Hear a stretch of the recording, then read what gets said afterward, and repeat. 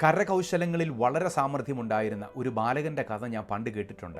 അവൻ്റെ കരങ്ങളിൽ എന്ത് ഉപയോഗശൂന്യമായത് കിട്ടിയാലും, പ്രത്യേകിച്ച് പലക കഷ്ണങ്ങൾ, അവൻ്റെ ഭവനത്തിൽ കൊണ്ടുവന്ന് വിവിധ രൂപങ്ങളുണ്ടാക്കും. ഒരിക്കൽ സ്കൂളിൽ നിന്ന് അവൻ്റെ ഭവനത്തിലേക്ക് വരുന്ന വഴിയിൽ വെച്ച് ഒരു ചെറിയ പലക കഷ്ണം കിട്ടി. അവൻ അതും കൊണ്ട് ഭവനത്തിൽ വന്ന് അവൻ്റെ ഭാവന നെയ്യുവാൻ തുടങ്ങി.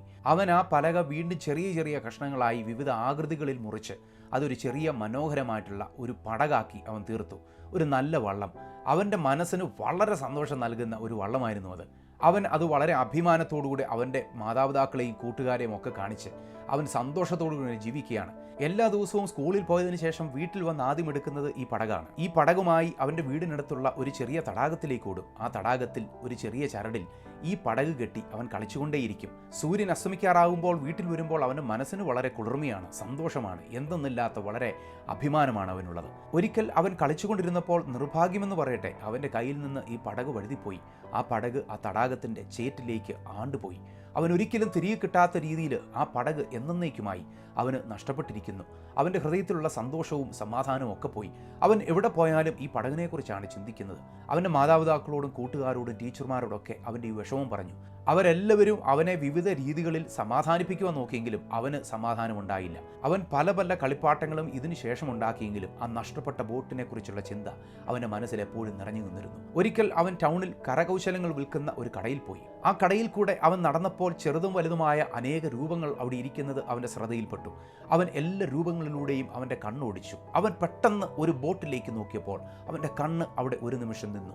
അവൻ്റെ കണ്ണുകളിലൂടെ ചില ഓർമ്മകൾ അവൻ്റെ ഹൃദയത്തിലേക്ക് എത്തി. അവൻ ആ ബോട്ടിനെ പെട്ടെന്ന് കരങ്ങളിലെടുത്തു. അവനതിനെ തിരിച്ചും മറിച്ചും നോക്കി. ഈ ബോട്ട് എൻ്റെ ബോട്ടാണ്. ഇതിന് നിറമൊക്കെ മാറിയിരിക്കുന്നു, പക്ഷേ ഇതെൻ്റെ കരങ്ങൾ കൊണ്ട് ഞാനുണ്ടാക്കിയ ബോട്ടാണ്. ഇതെങ്ങനെയായിരിക്കാം ഇവിടെ വന്നത്? അവൻ ആ ബോട്ടുമായി ആ കടക്കാരൻ്റെ അടുത്തേക്ക് ഓടിപ്പോയി. ആ കടക്കാരനോട് ഇങ്ങനെ പറഞ്ഞു, ഇത് ഞാനുണ്ടാക്കിയ ബോട്ടാണ്, എന്നെ ഒന്ന് വിശ്വസിക്കണം. ഇതെൻ്റെ കരങ്ങൾ കൊണ്ട് ഉണ്ടാക്കിയ ബോട്ടാണ്. ഇത് ഇവിടെ എങ്ങനെയാണ് എത്തിയത്? അദ്ദേഹം പറഞ്ഞു, ഈ ബോട്ട് ഇവിടെ എങ്ങനെയാണ് എത്തിയതെന്ന് എനിക്കറിയാം. ഒരിക്കൽ മുക്കുവന്മാർ ഒരു തടാകത്തിൽ വലയെറിയുവാൻ പോയതാണ്. അവരുടെ വലയിൽ ഈ ബോട്ട് വന്ന് കയറി. ഈ ബോട്ടുമായി അവർ എൻ്റെ അടുത്ത് വന്നു. ഞാൻ അവർക്ക് കുറേ പണം കൊടുത്തു. ആ പണം അവർ വാങ്ങിക്കൊണ്ടുപോയി. ഞാൻ ആ ബോട്ട് എൻ്റെ കടയിൽ വെച്ചു. ഇവിടെ പ്രദർശിപ്പിക്കുന്നതിന് മുമ്പ് ഞാനതിന് പെയിൻ്റ് അടിച്ചു. ഞാൻ കുറേ പണം ഇതിനു വേണ്ടി മുടക്കി. ഇപ്പോൾ ഇതിനൊരു വിലയുണ്ട്. ഈ വില ആര് തരുന്നോ അവനത് ഞാൻ കൊടുക്കും. ഇത് ആരുണ്ടാക്കിയെന്നുള്ളത് എനിക്ക് പ്രശ്നമുള്ള കാര്യമല്ല. ആരെനിക്ക് ആദ്യം പണം തരുന്നോ ആ വ്യക്തിക്കുള്ളതാണ് ഈ ബോട്ട്. അവനവൻ്റെ വീട്ടിലേക്ക് കരഞ്ഞുകൊണ്ട് സന്തോഷത്തോടെ ഓടി. അവൻ്റെ പപ്പായോടും അമ്മയോടും ഈ വിവരം പറഞ്ഞു. അവർ പറഞ്ഞു, നിനക്കറിഞ്ഞുകൂടിയോ നമ്മുടെ ചെറിയ വരുമാനത്തിൽ നിന്ന് എങ്ങനെയാണ് ഈ ബോട്ട് വാങ്ങിക്കുവാനുള്ള പണം ഉണ്ടാക്കുന്നത്? അവൻ വളരെ നാളുകളായി സൂക്ഷിച്ചു വെച്ചിരുന്ന ഒരു ചെറിയ മണി ബോക്സ്, ഒരു ചെറിയ കുടുക്ക അവൻ്റെ വീട്ടിലുണ്ടായിരുന്നു. ആ പണപ്പെട്ടി അവൻ എറിഞ്ഞു പൊട്ടിച്ച് അതിനുള്ള പണവുമായി അവൻ്റെ വീട്ടിലിരുന്ന കുറേയേറെ കരകൗശല വസ്തുക്കളുമായി അവൻ പട്ടണത്തിലേക്ക് ഓടി. ആ കടയുടമസ്ഥൻ്റെ അടുത്ത് ചെന്ന് അവൻ്റെ കയ്യിലുണ്ടായിരുന്ന പണം മുഴുവനും അദ്ദേഹത്തിന് കൊടുത്തു. അദ്ദേഹത്തോട് പറഞ്ഞു, ഇത് പോരായെങ്കിൽ എൻ്റെ കരങ്ങളിൽ ഇതാ വീണ്ടും നല്ല നല്ല കരകൗശല വസ്തുക്കളുണ്ട്. ഇതെല്ലാം നിങ്ങളുടേതാണ്. എനിക്ക് ആ ഒരു ബോട്ട് തന്നാൽ മതി. ആ കടക്കാരന് ലാഭത്തെക്കാൾ ഉപരിയായി അവൻ്റെ ഹൃദയം മനസ്സിലായി. ആ ബാലകൻ്റെ കയ്യിൽ ആ ബോട്ടിനെ ആ കടക്കാരൻ നൽകി. ആ ചെറുബാലകൻ ആ ബോട്ടിലേക്കൊന്ന് നോക്കി. തൻ്റെ കൈ ആ ബോട്ടിലേക്ക് നോടിച്ചു. ആ ബോട്ട് അവനെ നോക്കുന്നു എന്ന് അവന് തോന്നിപ്പോയി. അവൻ ആ ബോട്ടിനെ ഉറ്റുനോക്കി. ആ ബോട്ടിനോട് നിറഞ്ഞ കണ്ണുകളിൽ അവൻ ഇങ്ങനെ പറഞ്ഞു, എനിക്ക് നിന്റെ മേൽ 2 അവകാശമാണുള്ളത്. ഒന്ന്, ഞാൻ നിന്നെ ഉണ്ടാക്കി എന്നുള്ളതാണ്. നിനക്കൊരു രൂപവുമില്ലായിരുന്ന ഒരു ചെറിയ പലക കഷ്ണമായിരുന്ന സമയത്ത് ഞാൻ നിന്നെ അറിഞ്ഞതാണ്. ഞാൻ നിന്നെ എൻ്റെ കരങ്ങളിലെടുത്ത് എൻ്റെ ചെറിയ ആലയിൽ കൊണ്ടുപോയി. ഞാൻ നിന്നെ ഒരു നല്ല ബോട്ടാക്കി ഉണ്ടാക്കി. എനിക്ക് നിന്നോടുള്ള ആദ്യത്തെ അവകാശമെന്ന് പറയുന്നത് ഞാൻ നിന്നെ ഉണ്ടാക്കി എന്നുള്ളതാണ്. എന്നാൽ നീ എൻ്റെ കയ്യിൽ നിന്ന് നഷ്ടപ്പെട്ടു പോയി എന്നുള്ളത് ഒരു യാഥാർത്ഥ്യമാണ്. എന്നാൽ ഞാൻ അടങ്ങിയിരുന്നില്ല. നിന്നെ കിട്ടും വരെയും ഞാൻ പരതിക്കൊണ്ടിരുന്നു. അവസാനമായി ഞാൻ നിന്നെ കണ്ടുകിട്ടിയപ്പോൾ എൻ്റെ കയ്യിലുണ്ടായിരുന്നതിനെ മുഴുവനെയും നൽകി ഞാൻ നിന്നെ ഇതാ സ്വന്തമാക്കിയിരിക്കുകയാണ്. ആദ്യമായി ഞാൻ നിന്നെ ഉണ്ടാക്കി, രണ്ടാമതായി ഞാൻ നിന്നെ വിലയ്ക്ക് വാങ്ങി. നിനക്കെന്നോട് 2 കടപ്പാടാണുള്ളത്. ഒന്നെന്ന് പറയുന്നത് നീ ഉണ്ടായിരിക്കുന്നതിന് പുറകിലുള്ള ഏക കാരണം ഞാൻ തന്നെയാണ്. രണ്ടാമതെന്ന് പറയുന്നത് നിനക്കിനി നഷ്ടപ്പെടാൻ സാധ്യമല്ല. നീ എൻ്റെ കരങ്ങളിൽ വന്നിരിക്കുന്നു. മറ്റാരുടെയും കരങ്ങളിൽ നീ എത്തിച്ചേരാതെ നിന്നെ ഉണ്ടാക്കിയ എൻ്റെ കരങ്ങളിൽ തന്നെ നീ വന്നു പെട്ടുവല്ലോ. അവൻ്റെ സന്തോഷം പറഞ്ഞറിയിക്കേണ്ടതില്ലല്ലോ. അവൻ സന്തോഷത്തോടുകൂടെ തുള്ളിച്ചാടി അവൻ്റെ ഭവനത്തിലേക്ക് പോയി. ഞാൻ ഈ കഥ പറയുമ്പോൾ ദൈവസ്നേഹത്തെക്കുറിച്ച് നിങ്ങളോട് പറയുവാൻ 1 മിനിറ്റ് കൂടെ ഞാൻ എടുത്തോട്ടെ. ദൈവത്തിന് നമ്മളോട് 2 അവകാശങ്ങളുണ്ട്. ഒന്നാമത്തെ അവകാശം എന്ന് പറയുന്നത് ദൈവം നമ്മെ ഉണ്ടാക്കി എന്നുള്ളതാണ്. നിങ്ങളായിരിക്കുന്ന വ്യക്തിയെ ദൈവം ഉണ്ടാക്കി എന്നുള്ളത് ദൈവത്തിൻ്റെ ഏറ്റവും വലിയ കനിവാണ് ദൈവത്തിന് നിങ്ങളുടെ മേലുള്ള അവകാശമാണ്. നിങ്ങളുടെ അമ്മയുടെ ഉദരത്തിൽ നിങ്ങൾ ഉരുവാകുന്നതിന് മുമ്പ് തന്നെ ദൈവം നിങ്ങളെ കണ്ടിരുന്നു. നിങ്ങളൊരു പിണ്ണാകാരമായിരുന്നപ്പോൾ തന്നെ ദൈവം നിങ്ങളെ അറിഞ്ഞിരുന്നു. നിങ്ങളുടെ അമ്മയുടെ ഉദരത്തിൽ വെച്ച് തന്നെ നിങ്ങളെ വിശുദ്ധീകരിച്ച ഒരു ദൈവം, തൻ്റെ പദ്ധതികൾക്ക് വേണ്ടി ജീവിക്കുന്ന ഒരു വ്യക്തിയായി നിങ്ങളെ കണ്ട് ലോകസ്ഥാപനത്തിന് മുമ്പ് നിങ്ങളെ തെരഞ്ഞെടുത്ത ഒരു ദൈവം.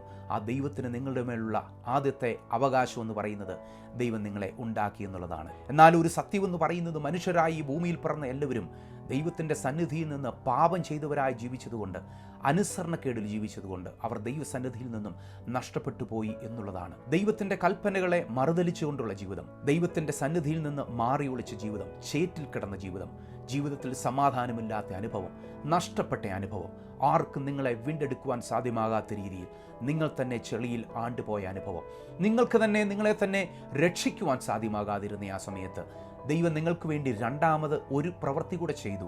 അങ്ങനെ ദൈവത്തിന് നിങ്ങളുടെ മേൽ രണ്ടാമത്തെ അവകാശം ഉണ്ടാകുകയാണ്. ആ രണ്ടാമത്തെ പ്രവൃത്തി എന്ന് പറയുന്നത്, ദൈവം നിങ്ങളെ തൻ്റെ സ്വന്തം രാജ്യത്തിലാക്കുവാൻ, നിങ്ങളെ തൻ്റെ സ്വന്തം ഭവനത്തിലേക്ക് കൊണ്ടുവരുന്നതിനു വേണ്ടി, ദൈവത്തിന് തികഞ്ഞ ഉപയോഗമുള്ള ഒരു ആയുധമാക്കി തീർക്കുന്നതിനു വേണ്ടി, ദൈവത്തിൻ്റെ സന്നിധിയിൽ എന്നേക്കും വസിക്കുന്നതിനു വേണ്ടി ദൈവം തൻ്റെ സ്വന്തം പുത്രനെ നിങ്ങൾക്ക് മറുവിലയായി നൽകി നിങ്ങളെ ദൈവം വിലയ്ക്ക് വാങ്ങി എന്നുള്ളതാണ്.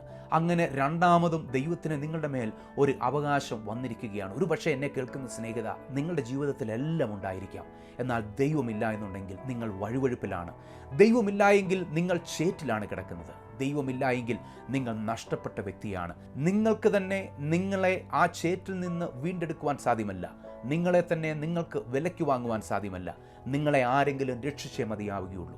ആ സമയത്താണ് ദൈവം തൻ്റെ സ്വന്തം പുത്രനായ യേശു ക്രിസ്തുവിനെ ഈ ഭൂമിയിലേക്ക് അയച്ചത്. യേശു ക്രിസ്തു ഈ ഭൂമിയിൽ വന്ന് നിങ്ങളെ വിലയ്ക്ക് വാങ്ങുന്നതിനു വേണ്ടി യേശു കർത്താവ് നൽകിയത് തൻ്റെ സ്വന്തം രക്തമാണ്. ജന്മപാപവും കർമ്മപാപവും ഇല്ലാത്ത യേശു കർത്താവിൻ്റെ രക്തം നിങ്ങളുടെ പാപപരിഹാരത്തിനു വേണ്ടി 2000 വർഷങ്ങൾക്ക് മുമ്പ് കാൽവറി ക്രൂശിൽ യേശു കർത്താവ് ചൊരിഞ്ഞു. ആ രക്തത്താൽ നിങ്ങൾക്ക് അതിക്രമങ്ങളുടെ മോചനമെന്ന വീണ്ടെടുപ്പ് സാധ്യമായി തീരുകയാണ്. യേശു കർത്താവിൻ്റെ ഈ രക്ഷണീയ പ്രവൃത്തിയെ നിങ്ങൾ വിശ്വാസത്തോടുകൂടെ അംഗീകരിച്ച് യേശുവിനെ നിങ്ങളുടെ ഹൃദയത്തിലേക്ക് സ്വീകരിക്കുന്ന ആ നിമിഷം മുതൽ ദൈവത്തിൻ്റെ സന്നിധിയിൽ നിങ്ങൾക്കൊരു പുതിയ അവകാശം ലഭ്യമായിരിക്കുകയാണ്. ആ അവകാശം എന്ന് പറയുന്നത് ദൈവത്തിൻ്റെ സന്നിധിയിൽ തൻ്റെ സ്വന്തം പുത്രനായി, പുത്രിയായി തീരുവാനുള്ള വലിയ അവകാശമാണ്. ഇതിനേക്കാളും വലിയൊരു പദവി ഇന്ന് ഈ ഭൂമിയിലില്ല. ദൈവത്തിൻ്റെ സ്വന്തം കുഞ്ഞായി തീരുവാൻ, ദൈവത്തിൻ്റെ സ്വന്തം പൈതലായി തീരുവാൻ ദൈവം നിങ്ങളെ വിളിക്കുകയാണ്.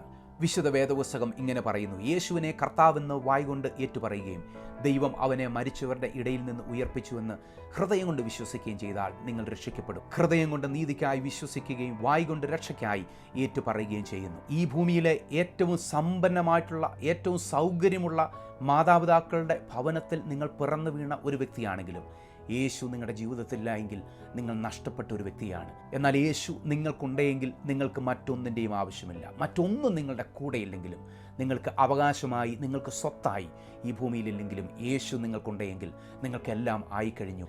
ആകയാൽ യേശു കർത്താവിൻ്റെ ഈ സ്നേഹത്തിലേക്ക് ഞാൻ നിങ്ങളെ ക്ഷണിക്കുകയാണ്.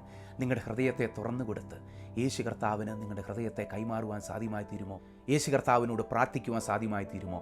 യേശു കർത്താവെ, ഞാൻ നഷ്ടപ്പെട്ട ഒരു വ്യക്തിയാണ്. എന്നെ അങ്ങയുടെ ഭവനത്തിലേക്ക് തിരികെ കൊണ്ടുവരണമേ.